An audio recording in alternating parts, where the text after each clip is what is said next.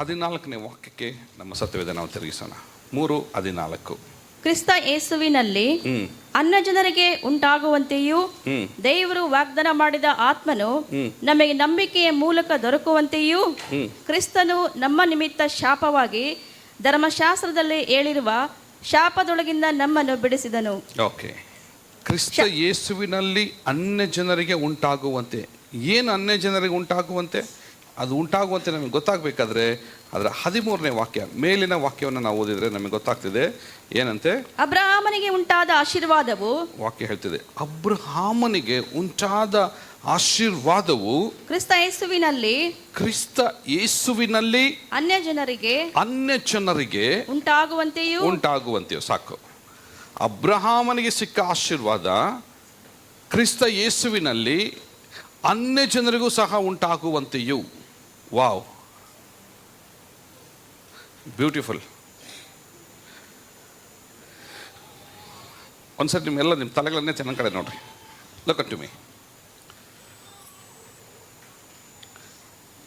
ದೇವರ ಕರುವಿಕೆಗೆ ಹೋಗೊಟ್ಟು ತನ್ನ ಸ್ವಾಸ್ಥ್ಯವನ್ನು, ತನ್ನ ಮನೆಯನ್ನು, ತನ್ನ ಕುಟುಂಬವನ್ನು, ಬಂಧು ಬಳಗವನ್ನು ಎಲ್ಲವನ್ನ ಬಿಟ್ಟು ಜಸ್ಟ್ ದೇವ್ರು ನಾನು ಕರೆದಿದ್ದಾರೆ, ನಾನು ಹೋಗ್ಬೇಕಷ್ಟೇ, ಎಲ್ಲಿ ಹೋಗ್ಬೇಕೋ ಗೊತ್ತಿಲ್ಲ, ಅದನ್ನೆಲ್ಲ ನಾನು ಕರ್ಕೊಂಡು ಹೋಗ್ತಾನೋ, ಓಕೆ ನಾನು ನಡೀತೇನೆ ಎಂಬುದಾಗಿ ಸುಮ್ಮನೆ ದೇವರ ಸ್ವರವನ್ನು, ವಾಗ್ದಾನವನ್ನು ಇಟ್ಕೊಂಡು ನಡೆದಂಥ ಅಬ್ರಹಾಮನು ತನ್ನ ಕಾನಾನ್ ದೇಶದಲ್ಲಿ ಬರಬೇಕಾದ್ರೆ ಸರ್ವ ಸಂಪತ್ತುಳ್ಳವನಾಗಿ ಆತನು ಜೀವಿಸ್ತಾ ಇದ್ದಾನೆ. ಕಾನಾನ್ ದೇಶದಲ್ಲಿ ಆತನು ವಾಸ ಮಾಡಬೇಕಾದ್ರೆ ಸಂತತಿಗಳಿಗೆ ಆಶೀರ್ವದಿಸಲ್ಪಟ್ಟ, ಜನಾಂಗಗಳಿಗೆ ಆಶೀರ್ವದಿಸಲ್ಪಟ್ಟ, ಶೇಮನ ಮೂಲಕವಾಗಿ, ಶೇಮ್ ಅಂದರೆ ಯಾರು? ನೋಹನ ಮಗನಾದಂಥ ಶೇಮ್, ಹ್ಯಾಮ್, ಎಫೆತ್, ಶೇಮನ ಸಂತತಿಯಲ್ಲಿ ಬರುವಂಥ ಅಬ್ರಹಾಮನು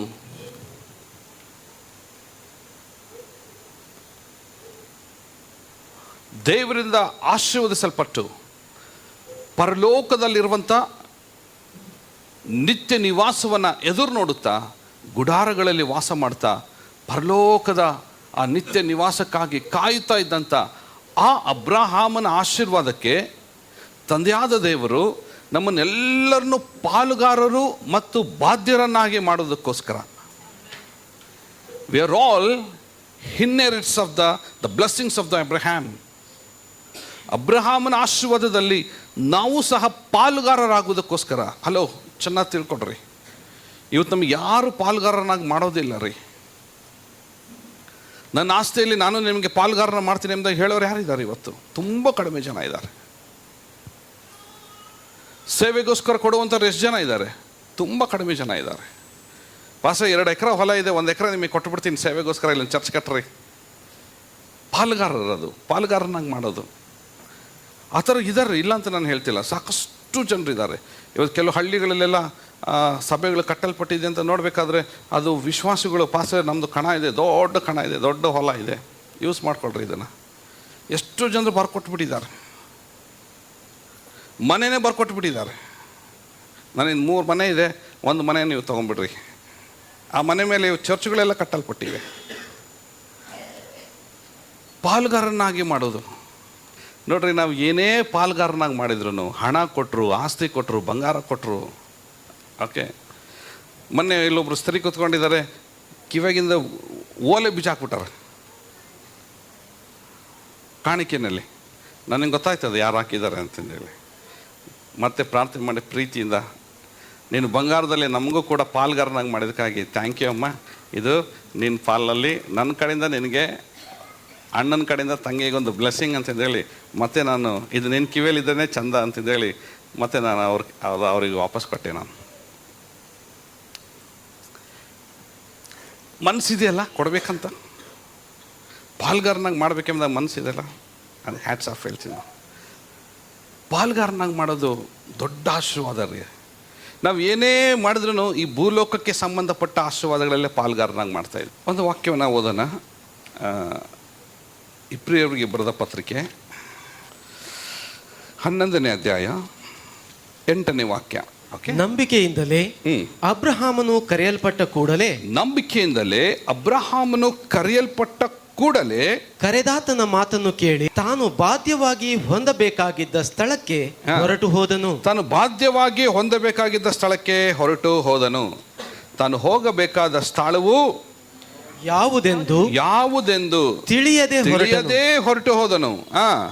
ನಂಬಿಕೆಯಿಂದಲೇ ಓಕೆ, ಅವನು ವಾಗ್ದಾತ್ತ ದೇಶಕ್ಕೆ ಬಂದಾಗ, ನಂಬಿಕೆಯಿಂದಲೇ ವಾಗ್ದಾತ್ತ ದೇಶಕ್ಕೆ ಆತನು ಬಂದಾಗ ಅಲ್ಲಿ ಅನ್ಯ ದೇಶದಲ್ಲಿ ಇದ್ದವನಂತೆ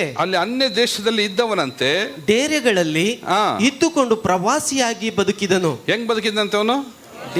ಎದರಲ್ಲಿ ಬದುಕಿದ?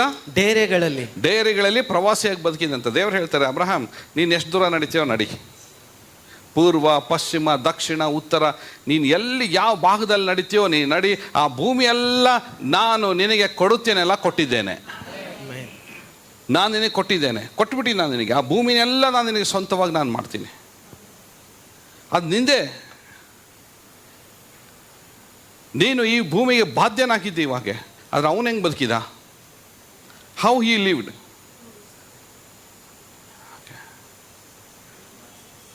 ಆಸ್ ಎ ಫಾರಿನರ್ ಒಬ್ಬ ಹೆಂಗೆ ಬದುಕಿದ ಅವನು? ಒಬ್ಬ ಪ್ರವಾಸಿಯಾಗಿ ಡೇರೆಗಳಲ್ಲಿ ಆತನು ಏನು ಮಾಡ್ದ? ಬದುಕಿದ. ಯಾಕೆ ಅವನು ಡೇರೆಗಳಲ್ಲಿ ಬದುಕಿದ? ಅದೇ ವಾಗ್ದಾನಕ್ಕೆ ಸಹಬಾಧ್ಯರಾಗಿದ್ದ ಇಸಾಕನು, ಯಾಕೋಬನು ಅವರಂತೆ ಡೇರೆಗಳಲ್ಲಿ ವಾಸಿಸಿದರು. ಎಲ್ಲರೆಡೆ 10ನೇ ವಾಕ್ಯ ಒಂದ್ಸರಿ ಹೇಳ್ರಿ. ಯಾಕಂದರೆ ಅದು ಇಂಪಾರ್ಟೆಂಟ್. ಯಾಕಂದರೆ ಇಲ್ಲಿ ಯಾಕಂದರೆ ಅನ್ನೋದನ್ನು ಅಂಡರ್ಲೈನ್ ಮಾಡ್ಕೊಳ್ರಿ. ಯಾಕೆ ಅವನು ಡೈರಿಗಳಲ್ಲಿ ವಾಸ ಮಾಡ್ತಾ ಅವನ ಸಂತತಿಯವರು ಬದುಕಿದ್ರಂದರೆ ಯಾಕಂದರೆ ಎಂಬುದಾಗಿ ಹೇಳಬೇಕಾದ್ರೆ ಇಲ್ಲಿದೆ ಕೀವರ್ಡ್. ಮುಂದಿನ ವಾಕ್ಯ ಹೇಳ್ತದೆ, ಅವನು ಶಾಶ್ವತವಾದ, ಹೋದ್ರೆ ಎಲ್ಲರೂ, ಅಸ್ಥಿವಾರಗಳುಳ್ಳ ಪಟ್ಟಣವನ್ನು, ಅಂದರೆ ದೇವರು ಸಂಕಲ್ಪಿಸಿ ನಿರ್ಮಿಸಿದ ಪಟ್ಟಣವನ್ನು ಎದುರು ನೋಡುತ್ತಾ ಇದ್ದನು. ವಾವ್, ದೇವರು ಸಂಕಲ್ಪಿಸಿ ನಿರ್ಮಿಸಿದಂಥ ಪಟ್ಟಣವನ್ನು ಆತನು ಎದುರು ನೋಡ್ತಾ ಇದ್ದ. That is Heaven. ಎಲ್ಲರೂ ಹೇಳ್ರಿ ಪರಲೋಕ. ಜೋರ ಹೇಳಿ ಪರಲೋಕ. ಏನು ಎದುರು ನೋಡ್ತಾ ಇದ್ದಾನೆ? ಭೂಮಿ ಮೇಲೆ ಬದುಕ್ತಾ ಇದ್ದಾನೆ, ಭೂಮಿಯಲ್ಲಿ ಜೀವಿಸ್ತಾ ಇದ್ದಾನೆ. ಏನು ಎದುರು ನೋಡ್ತಾ ಇದ್ದಾನೆ? ಪರಲೋಕವನ್ನು ಎದುರು ನೋಡ್ತಾ ಇದ್ದಾನೆ. ದೇವರು ಕೊಟ್ಟ ವಾಗ್ದಾನ ದೇಶದಲ್ಲಿ ಇದ್ದಾನೆ, ಪ್ರವಾಸಿಯಾಗಿದ್ದಾನೆ, ಡೇರಿನಲ್ಲಿ ಆತನು ವಾಸ ಮಾಡ್ತಾ ಇದ್ದಾನೆ. ಓಕೆ, ಟೆಂಟ್ಗಳಲ್ಲಿ ಆತನು ವಾಸ ಮಾಡ್ತಾ ಇದ್ದಾನೆ. ಆದರೆ ಪರಲೋಕವನ್ನು ಎದುರು ನೋಡ್ತಾ ಇದ್ದಾನೆ. ಅದನ್ನೇ ತನ್ನ ಮಗನಿಗೆ ಹೇಳ್ಕೊಟ್ಟಿದ್ದಾನೆ, ಈಸಾಕನ ಅದನ್ನೇ ಯಾಕೋಬನಿಗೆ ಹೇಳ್ಕೊಟ್ಟಿದ್ದಾನೆ. ಅವ್ರ 3 ಸಂತತಿಯವರು ಸಹ ಅವರು ಎದುರು ನೋಡ್ತಾ ಇದ್ದಾರೆ. ದೇವರು ನಿರ್ಮಿಸಿದ ಪಟ್ಟಣವನ್ನು ಎದುರು ನೋಡುತ್ತಾ ಅವರು ನಂಬಿಕೆಯಿಂದ ಅವರು ವಾಸ ಮಾಡ್ತಾ ಇದ್ದಾರೆ. ಈಗ ಈ ಆಶೀರ್ವಾದ, ಈ ಬಾಧ್ಯತೆಯನ್ನು ಅನ್ಯ ಜನರಾದಂಥ ನಮಗೂ ಕೊಡುವುದಕ್ಕೋಸ್ಕರ. ಹಲ್ಲೆಲೂಯಾ.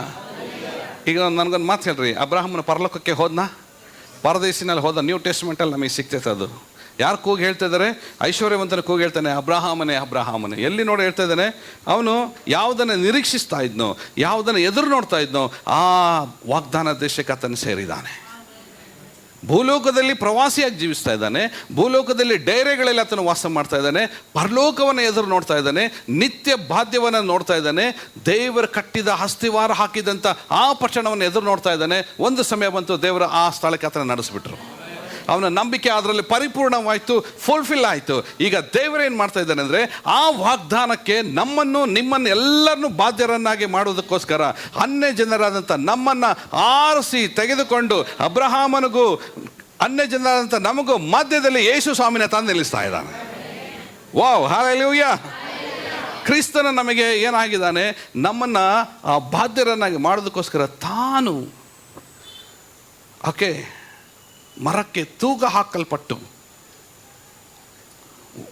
ತಾನು ಯಜ್ಞದ ಕುರಿಯಾಗಿ, ತಾನು ಯಜ್ಞ ಸಮರ್ಪಣೆ ಉಳ್ಳವನಾಗಿ ನಮ್ಮನ್ನೆಲ್ಲರನ್ನು ಕ್ರಿಸ್ತನ ಮೂಲಕವಾಗಿ ನಮ್ಮನ್ನು ಬಾಧ್ಯರನ್ನಾಗಿ ಮಾಡೋದಕ್ಕೋಸ್ಕರ ಎಲ್ಲರೂ ಹೇಳ್ರಿ ಶಾಪದಿಂದ ಬಿಡಿಸಿದನು. ಹೇಳ್ರಿ ಅದಲ್ಲ ಗಲಾತೆ. ಈಗ ಮತ್ತೆ ವಾಪಸ್ ಬರ್ರಿ ಗಲಾತೆಗೆ. ಈಗ ಧರ್ಮಶಾಸ್ತ್ರದಲ್ಲಿ ಹೇಳಿರುವ ಶಾಪದೊಳಗಿಂದ ನಮ್ಮನ್ನು ಬಿಡಿಸಿದನು. ಎಲ್ಲಿ ನಮಗೆ ವಿಮೋಚನೆ ಸಿಕ್ಕಿದೆ? ಶಾಪಗಳಿಂದ ದೇವರು ನಮಗೆ ವಿಮೋಚನೆ ಕೊಟ್ಟಿದ್ದಾನೆ. ಹಾಗಾದರೆ ಅಬ್ರಹಾಮನ ವಾಗ್ದಾನಕ್ಕೆ ನಾವು ಸೇರಬೇಕಾದ್ರೆ, ಈ ಅಬ್ರಹಾಮನ ವಾಗ್ದಾನದಲ್ಲಿ ಸೇರಬೇಕಾದ್ರೆ ದೇವರು ಏನು ನಮ್ಮಿಂದ ಒಂದು ವಿಷಯನ ತೆಗೆದು ಹಾಕಿ ನಮ್ಮನ್ನು ಬಿಡುಗಡೆ ಮಾಡಬೇಕೆಂಬಾಗಿದ್ದಾನೆ ಅಂದರೆ, ದಟ್ಸ್ ಎ ಕರ್ಸ್. ಶಾಪವು, ಶಾಪ ಅನ್ನೋದು ಭಯಂಕರ ಕೆಟ್ಟದ್ದು ನನ್ನ ಪ್ರೀತಿಯುಳ್ಳ ದೇವಚಂದ್ರೇ. ಇನ್ನು ಸ್ವಲ್ಪ ಹೊತ್ತಿಗೆ ನಾವು ಕರ್ತನ ದೇಹದಲ್ಲಿಯೂ ಆತನ ರಕ್ತದಲ್ಲಿ ನಾವು ಕೈ ಹಾಕ್ಲಿಕ್ಕೆ ಹೋಗ್ತಾ ಇದ್ದೇವೆ. ಅದರಲ್ಲಿ ದೇವರು ನಮ್ಮನ್ನು ಇವತ್ತು ಬಾಧ್ಯರನ್ನಾಗಿ ಮಾಡಿದ್ದಾನಂದರೆ, ಈ ಸಭೆಯಲ್ಲಿ ನೀವು ಕೂತ್ಕೊಂಡಿದ್ದೀರಿ, ನಿಮ್ಮ ಕೂರ್ಲಿಕ್ಕೆ ನಿಮಗೆ ದೇವರು ಬಾಧ್ಯನಾಗಿ ಮಾಡಿದ್ದಾನಾಗಿದ್ದರೆ, ನಿಮ್ಮ ಕೈಲಿ ಸತ್ಯವೇದ ಇದೆ, ಸತ್ಯವೇದ ಓದಲಿಕ್ಕೆ ದೇವರು ನಿಮಗೆ ಬಾಧ್ಯರನ್ನಾಗಿ ಮಾಡಿದಾಗಿದ್ದರೆ, ಓದಕ್ಕೆ ಬರದೇ ಇದ್ದರೂ ನಿಮಗೆ ಕಿವಿಯಿಂದ ಇವತ್ತು ದೇವರ ವಾಕ್ಯವನ್ನು ಕೇಳಿಸ್ಕೊಳ್ಳಿಕ್ಕೆ ನಿಮಗೆ ಬಾಧ್ಯರನ್ನಾಗಿ ಮಾಡಿರೋದೇ ಆಗಿದ್ದರೆ, ಅಥವಾ ಕರ್ತನ ಸೇವೆಯಲ್ಲಿ ನೀವು ಸಹ ಪಾಲ್ಗಾರರಾಗಿದ್ದರೆ, ಇಷ್ಟೆಲ್ಲ ನಮ್ಮನ್ನು ದೇವರು ಇಲ್ಲಿ ತಂದು ಬಾಧ್ಯರನ್ನಾಗಿ ಮಾಡಿಟ್ಟು ಅಬ್ರಹಾಮನು ಏನನ್ನೇ ಎದುರು ನೋಡಿ ಅದರಲ್ಲಿ ಸೇರಿದ್ನೋ, ಇವತ್ತು ನಾವು ಅದನ್ನೇ ಎದುರು ನೋಡ್ತಾ ನಾವಿಲ್ಲಿ ದೇವರ ಸನ್ನಿಧಾನದಲ್ಲಿ ಸೇರಿದೆ. ನಾವು ಅಲ್ಲಿ ಸೇರೋದಕ್ಕೋಸ್ಕರವೇ ನಾವು ಇಲ್ಲಿ ಈ ಬಾಧ್ಯತೆಯನ್ನು ನಾವು ಹೊಂದಿದವರಾಗಿ ನಂಬಿಕೆಯಿಂದ ಇವತ್ತು ನಾವು ಜೀವಿಸ್ತಾ ಇದ್ದೇವೆ. ನಮಗೆ ಬೇಕಾಗಿರೋ ಮುಖ್ಯವಾದ ಅರ್ಹತೆ ಅಂದರೆ ವಿ ಶುಡ್ ಎಲ್ಲಿಂದ come out from all the curses. ಶಾಪಗಳಿಂದ ನಾವು ವಿಮೋಚನೆಗೊಳ್ಬೇಕಾಗಿದೆ.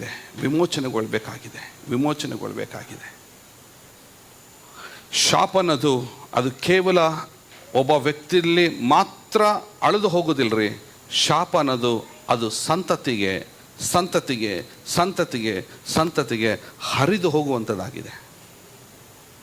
ಇವತ್ತು ನಮ್ಗೆ ಅನ್ಕೋಬೋದು, ಓಕೆ ಎಲ್ಲ ಚೆನ್ನಾಗಿದೆ ಬಿಡು, ನಾನು ಈ ತಪ್ಪುಗಳನ್ನು ಮಾಡಿದ್ರೆ, ನಾನು ಈ ಪಾಪಗಳಲ್ಲಿ ನಾನು ಜೀವಿಸಿದರೆ ಇದೇನು ಆಗೋದಿಲ್ಲ ಎಂಬುದಾಗಿ.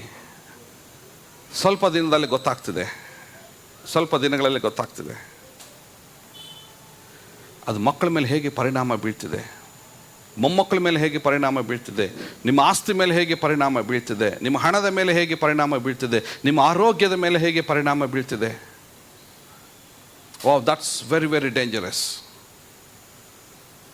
ನಾವು ಶಾಪಗಳಲ್ಲಿ ಜೀವಿಸುವುದು ದೇವರ ಉದ್ದೇಶ ಅಲ್ರಿ.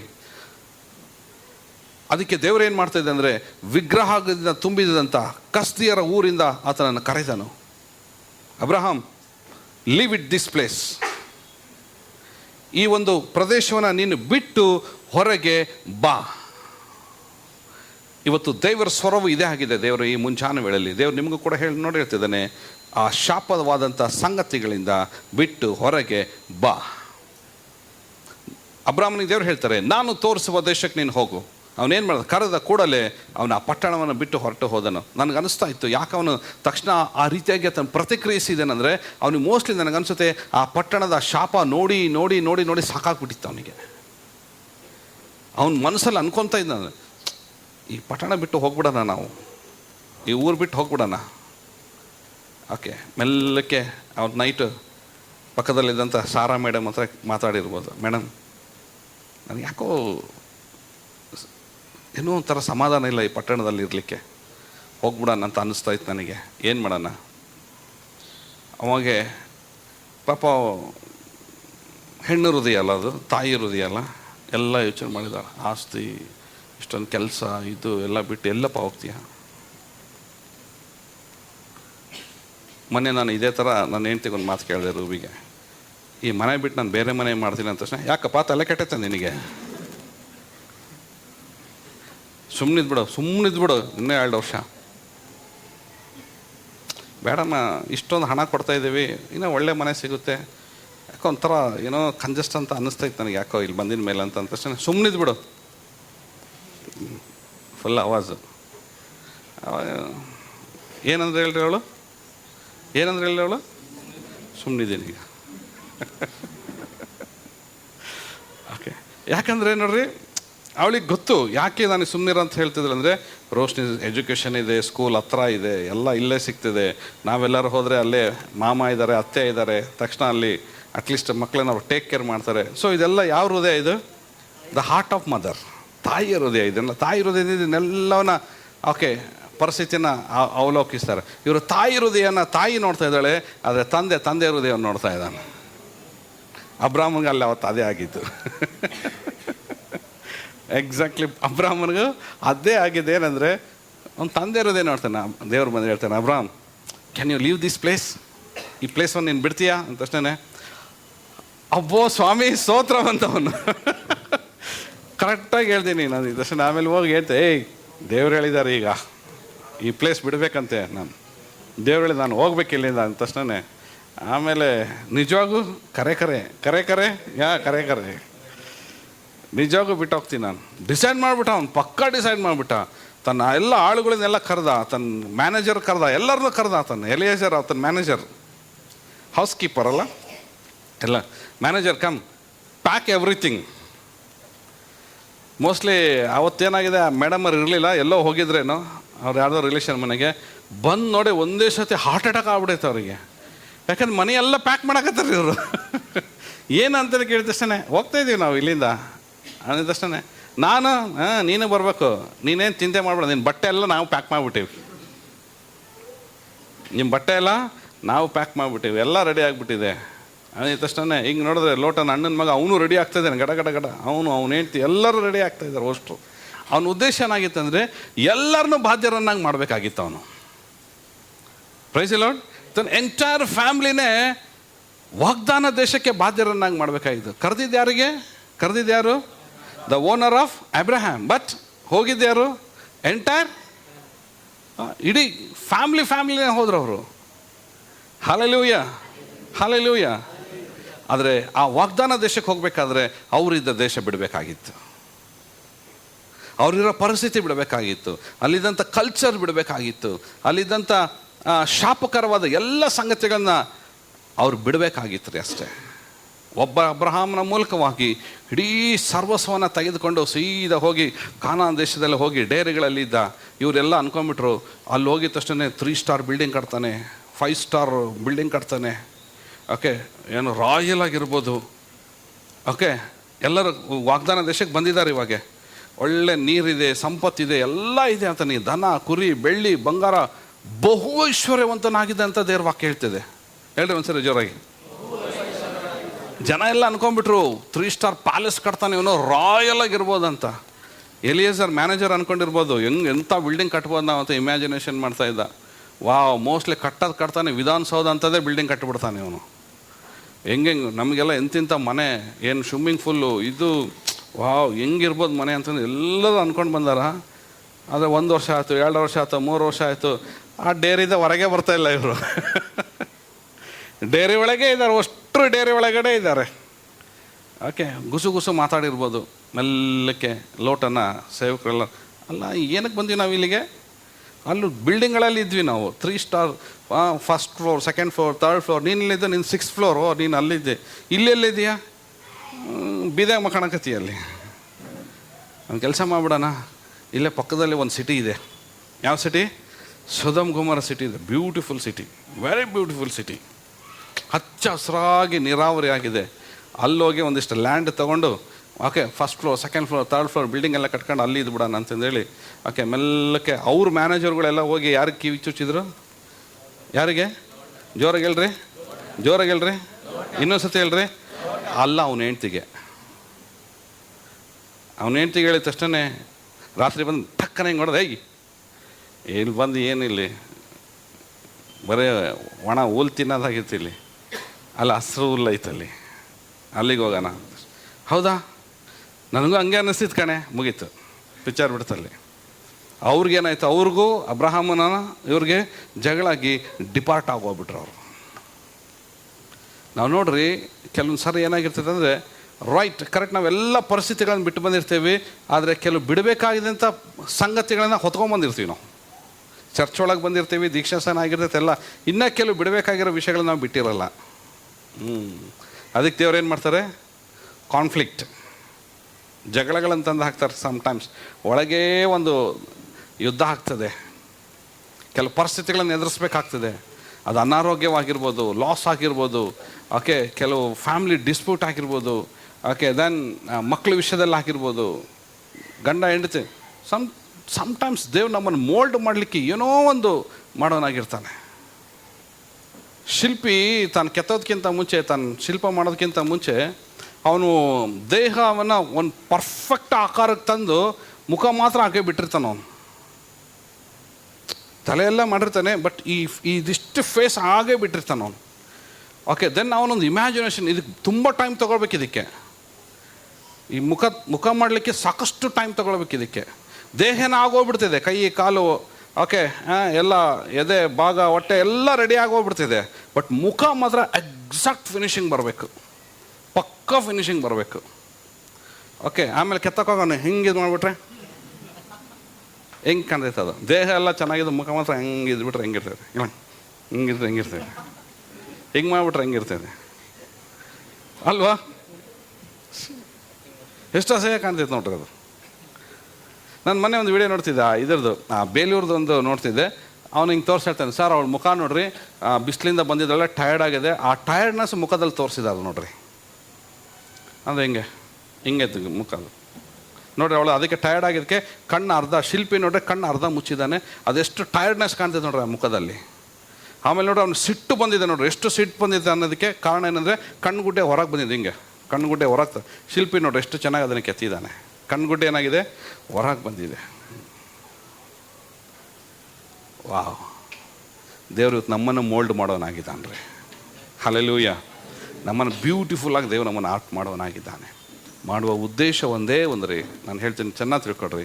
ಹೇಗೋ ನಾವು ಆ ಶಾಪಕರವಾದ ಸಂಗತಿಗಳಿಂದ ಬಿಡಿಸಲ್ಪಟ್ಟವರಾಗಿ ವಿಮೋಚಿಸಲ್ಪಟ್ಟಿದ್ದೇ ಆಗಿದ್ದರೆ, ಓಕೆ, ನಿಮಗೊಂದು ನಂಬಿಕೆ ಶುಭ ಸಂದೇಶ ಈ ಮುಂಜಾನೆ ವೇಳೆ ಏನಂದರೆ, ಅಬ್ರಹಾಮನ ಡೇರೆಗಳಲ್ಲಿ ವಾಸಿಸುತ್ತಾ ಯಾವುದನ್ನು ಎದುರು ನೋಡ್ತಾ ಇದ್ನೋ ಸೇಮ್ ಇವತ್ತು ನಮ್ಮನ್ನೂ ದೇವರೆಲ್ಲ ಕರ್ಕೊಂಬಂದು ಅದನ್ನೇ ಎದುರು ನೋಡಿಸ್ತಾ ಇದ್ದಾನೆ. ಈಗ ಅದಕ್ಕೆ ವಾಕ್ಯ ಹೇಳ್ತದೆ, ಅಬ್ರಹಾಮನ ಆಶೀರ್ವಾದದಲ್ಲಿ ಬಾಧ್ಯರನ್ನಾಗಿ ಮಾಡೋದಂತ ಅನ್ಯರಾದಂಥ ನಮಗೂ ಸಹ ಬಾಧ್ಯರನ್ನಾಗಿ ಮಾಡೋದಕ್ಕೋಸ್ಕರ ಯಾರನ್ನು ತಂದು ನಿಲ್ಲಿಸಿದ್ದಾನೆ? ಇವಾಗ ಕ್ರಿಸ್ತನಲ್ಲಿ ತಂದು ನಿಲ್ಲಿಸಿದ್ದಾನೆ. ವಾಕ್ಯ ಹೇಳ್ತಿದೆ, ಆ ಕ್ರಿಸ್ತನಲ್ಲಿ ನಾವು ಏನಾಗಿದ್ದೇವೆ? ಆ ಕ್ರಿಸ್ತನಲ್ಲಿ ನಮ್ಮ ಶಾಪಗಳು ಏನಾಗಿದೆ? ಓಕೆ, ಶಾಪಗಳಿಂದ ನಮ್ಮನ್ನು ಬಿಡಿಸಿದನು. ವಾ, ಒಂದು ವಾಕ್ಯವನ್ನು ನೋಡ್ರಿ, ಆದಿಕಾಂಡ 1ನೇ ಅಧ್ಯಾಯ 11ನೇ ವಾಕ್ಯ ಹೋದ್ರಿ. ಆದಿಕಾಂಡ 1ನೇ ಅಧ್ಯಾಯ 11ನೇ ವಾಕ್ಯ. ತರುವಾಯ ದೇವರು ಭೂಮಿಯು ಹುಲ್ಲನ್ನು, ಬೀಜ ಬಿಡುವ ಕಾಯಿ ಫಲದ ಗಿಡಗಳನ್ನು ಬೆಳೆಸಲು ಮತ್ತು ಬೀಜವುಳ್ಳ ಹಣ್ಣಿನ ಮರಗಳನ್ನು ಅವುಗಳ ಜಾತಿಗನುಸಾರವಾಗಿ ಹುಟ್ಟಿಸಲಿ ಎಂದು ಹೇಳಿದನು. ಹಾಗೆಯೇ ಆಯಿತು. ಹಾಗೆಯೇ ಆಮೇಲೆ ಭೂಮಿಯಲ್ಲಿ ಹುಲ್ಲು ಬೆಳೆಯಿತು, ತಮ್ಮ ತಮ್ಮ ಜಾತಿಯ ಪ್ರಕಾರ ಬೀಜ ಬಿಡುವ ಕಾಯಿ ಫಲದ ಗಿಡಗಳು ಉಂಟಾದವು. ತಮ್ಮ ತಮ್ಮ ಜಾತಿಗನುಸಾರವಾಗಿ ಬೀಜವುಳ್ಳ ಹಣ್ಣಿನ ಮರಗಳು ಕಾಣಿಸಿದವು. ದೇವರು ಅದನ್ನು ಒಳ್ಳೆದೆಂದು ನೋಡಿದನು. ಜೋರಾಗಿ ಹೇಳೋದು ಇನ್ನೊಂದ್ಸತಿ. ದೇವರು ಅದನ್ನು ಒಳ್ಳೆದೆಂದು ನೋಡಿದನು. ಎಲ್ಲರೂ ಹೇಳ್ರಿ, ಏನು ಒಳ್ಳೆದೆಂದು ನೋಡ್ದ? ಎಲ್ಲ ಹಣ್ಣುಗಳು, ಪಲ್ಯಗಳು, ಕಾಯಿಗಳು, ಹುಲ್ಲುಗಳು ಹಚ್ಚ ಹಸಿರಾಗಿ ಬೆಳೆದಿರುವಂಥದ್ದನ್ನು ದೇವರು ಒಳ್ಳೇದಂತ ನೋಡ್ದ. ಅದರಲ್ಲಿ ಎಲ್ಲಾದ್ರೂ ನನ್ನ ಬೈಬಲ್ ಬರ್ದಿಲ್ಲ, ಶ್ವೇತಾ ನಿನ್ನ ಬೈಬಲಲ್ಲಿ ಎಲ್ಲರೂ ಬರ್ದೈತೆ ನೋಡು. ಅದರಲ್ಲಿ ಮುಳ್ಳು ಗಿಡಗಳು ಒಳ್ಳೇದಂತ ನೋಡಿದನು. ಮುಳ್ಳು ಗಿಡಗಳು ಅಂತ ಐತಾ? ಜಾಲಿ ಮರ ಅಂತ ಐತಾ? ನೋಡಿ, ಹುಡುಕ್ರಿ ಹುಡುಕ್ರಿ ಒಂದ್ಸರಿ ಹುಡುಕು. ಸೋಮಣ್ಣ ನಿನ್ನ ಬೈಬಲಲ್ಲಿ ಹುಡುಕು. ಸೋಮಣ್ಣ ಇಲ್ಲ? ವಿನೋದ್ ನಿನ್ನ ಬೈಬಲಲ್ಲಿ ಐತಾ? ನಿನ್ನ ಬೈಬಲಲ್ಲಿ ಇಲ್ಲ, ಅಲ್ಲಿ ಹಿಂದಿರೋದು. ನಿಮ್ಮ ಬೈಬಲಲ್ಲಿ ಐತಾ? ಸವೀಮ್ಮ ನಿನ್ನ ಬೈಬಲಲ್ಲಿ ಐತಾ? ಐತ್ ನೋಡಿ ಈ ಕಡೆ ಲಾಸ್ಟಿಗೆ. ಇಲ್ಲಲ್ಲ, ಎಲ್ಲಿ ಇಲ್ಲ. ದೇವರು ಉಂಟು ಮಾಡಬೇಕಾದ್ರೆ ಯಾವುದೋ ಮುಳ್ಳುಗಳನ್ನು ಉಂಟು ಮಾಡಲಿಲ್ಲ. ದೇವರು ಉಂಟು ಮಾಡಿದೇನು?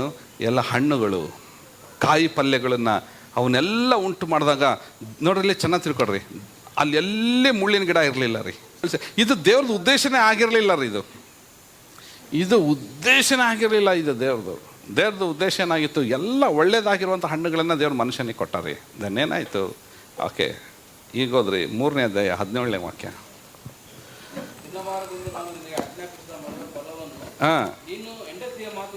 ನೀನು ಹೆಂಡತಿಯ ಮಾತನ್ನು ಕೇಳಿ ತಿಂದ ಕಾರಣ. ಓಕೆ, ಎಲ್ಲ ಗಂಡಂದ್ರೆ ಸ್ವಲ್ಪ ಹುಷಾರಾಗಿರ್ರಿ. ನೀನು ದೇವರು ಹೇಳ್ತಿರೋದೇನು? ನೀನು ಹೆಂಡತಿಯ ಮಾತನ್ನು ಕೇಳಿ ತಿಂದ ಕಾರಣ. ಓಕೆ, ತಪ್ಪು ಯಾರ್ದಿಲ್ಲಿ? ಹೇಳ್ತಿದ್ದ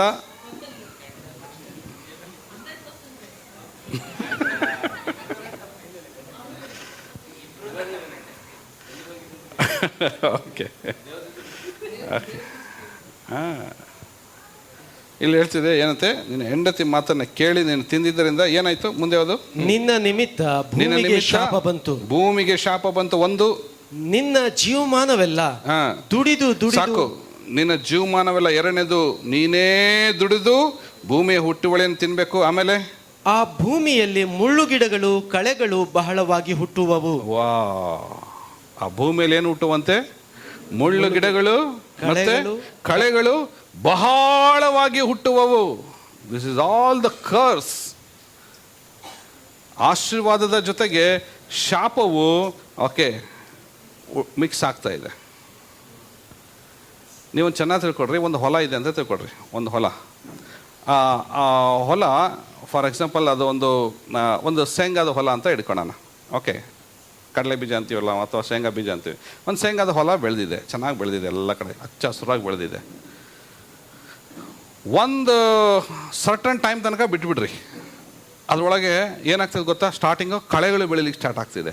ನೀವು ಕಳೆಗಳು ಕೀಳಲಿಲ್ಲ ಅಂದರೆ ಅದು ಶೇಂಗಾ ಹೊಲ ಕಾಣಲ್ಲ, ಪೂರ್ವಿ ಕಳೆ ಹೊಲನೇ ಕಾಣಿಸ್ತದೆ ಅದು. ಕರೆಕ್ಟ್? ಅದಕ್ಕೆ ಏನು ಮಾಡೋದು ಗೊತ್ತಾ, ಭೂಮಿಯಲ್ಲಿ ಬೆಳೆಯುವ ರೈತ ತಾನು ಭಾಳ ಅಕ್ಕರೆ ವಹಿಸೋದು ಯಾವ ವಿಷಯದಲ್ಲಿ ಅಂದರೆ ಈ ಕಳೆ ಕೀಳೋದ್ರ ವಿಷಯದಲ್ಲಿ. ಅದಕ್ಕೋಸ್ಕರ ಅವನು ಏನು ಮಾಡ್ತಾನೆ ಗೊತ್ತಾ, ಅವನ ಕೈಯಿಂದ ಎಷ್ಟಾಗುತ್ತೆ ಅಷ್ಟು ಕೀಳ್ತಾನೆ. ಇಲ್ಲ ಅಂದರೆ ಹೈಯರ್ ಮಾಡ್ಕೊಳ್ತಾನೆ ಅವನು ಜನರನ್ನು ತೊಗೊತಾನೆ. ಬರ್ತೀನಮ್ಮ ಕೂಲಿ ಆಳು, ಏನು ಕೆಲಸ, ಏನು ಕಳೆ ತೆಗಿಬೇಕು. ಕಳೆ ತೆಗಿಯೋಕ್ಕೋಸ್ಕರ ಏನು ತೊಗೊಂಡೋಗ್ಬೇಕು,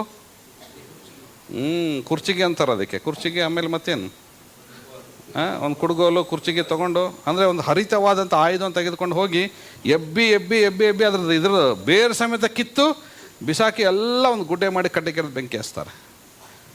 ದೇವರು ಹೇಳ್ತಿರೋದು ಅದೇ ಇವತ್ತು ಈ ಮುಂಜಾನೆಯಲ್ಲಿ.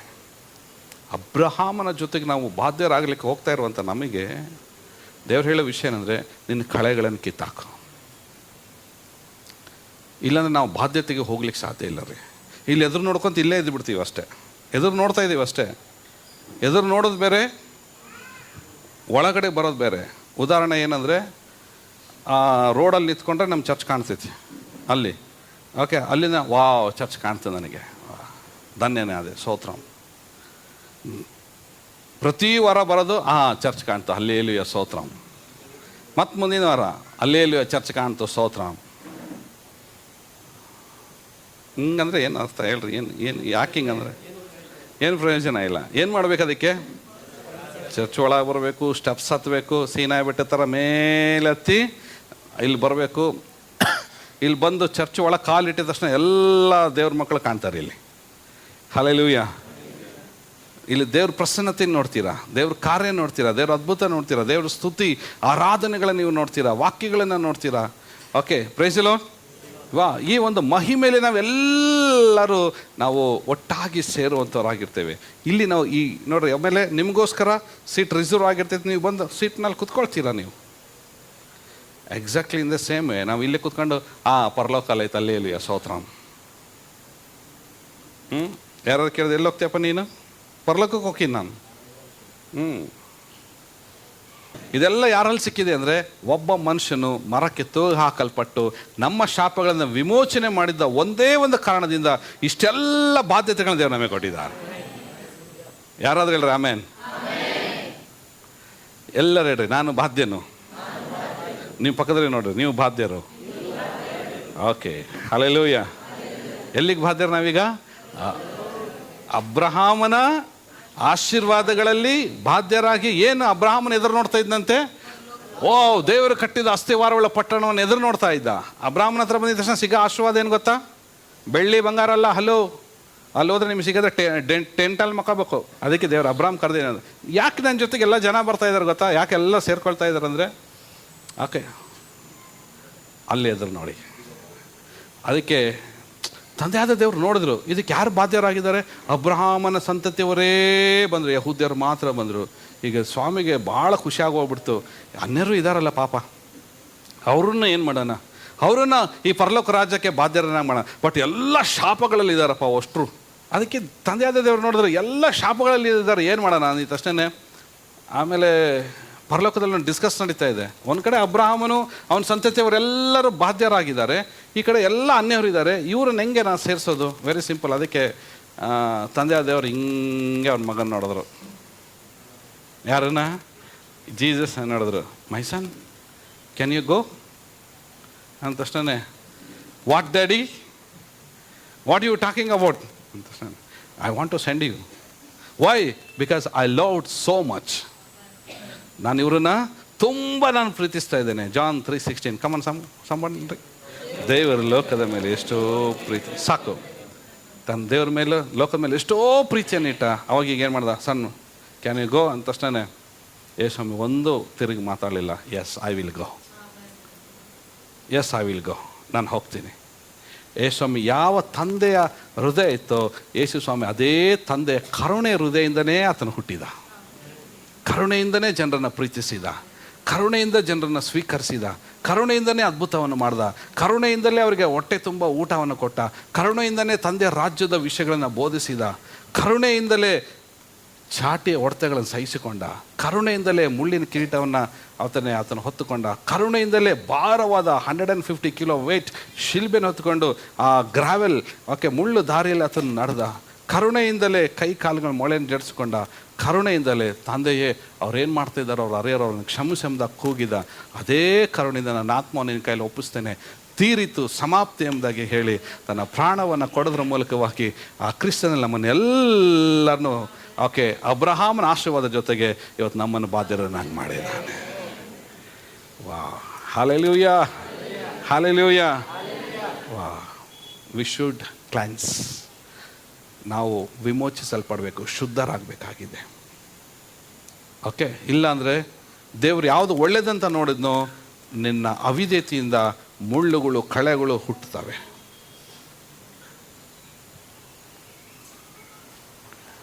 ಹುಷಾರಾಗಿರೋಣ. ಆಮೇನ್. ಇದೊಂದು ವಾಗ್ದಾನದ ಸಂದೇಶವಾಗಿದ್ರು ಕೂಡ ಈ ಸಂದೇಶದಲ್ಲಿ ಎಚ್ಚರಿಕೆ ಸಹ ಇದೆ ರೀ. ಆಮೇನ್, ಹಲ್ಲೆಲೂಯಾ.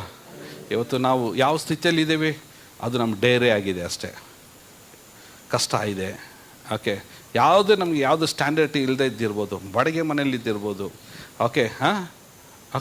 ಸಾಕಷ್ಟು ನೋವುಗಳಲ್ಲಿದ್ದಿರ್ಬೋದು, ಏನೇ whatever the situation faces, ಯಾವುದೇ ಸಿಚುವೇಶನ್ಗಳಲ್ಲಿ ನಾವು ಇದ್ರೂ ಕೂಡ ಒಂದು ನಾವು ಕಳ್ಕೊಳೋದು ಬೇಡ.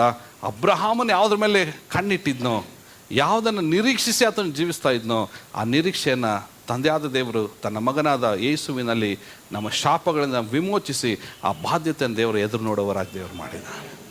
ಅದು ಒಂದೇ ಮಾತ್ರ ಗಟ್ಟಿಯಾಗಿ ಹಿಡ್ಕೊಂಡು ನಾವು ಮುಂದೆ ಸಾಗೋಣ. ಅದಕ್ಕೋಸ್ಕರ ಪ್ರಪಂಚದ ಎಲ್ಲ ಸಂಗತಿಗಳನ್ನು ತ್ಯಜಿಸಿ ದೇವರಿಗಾಗಿ ನೀತಿವಂತರಾಗಿ ಬದುಕೋಣ. ತಲೆಗಳನ್ನು ಭಾಗಿಸೋಣ.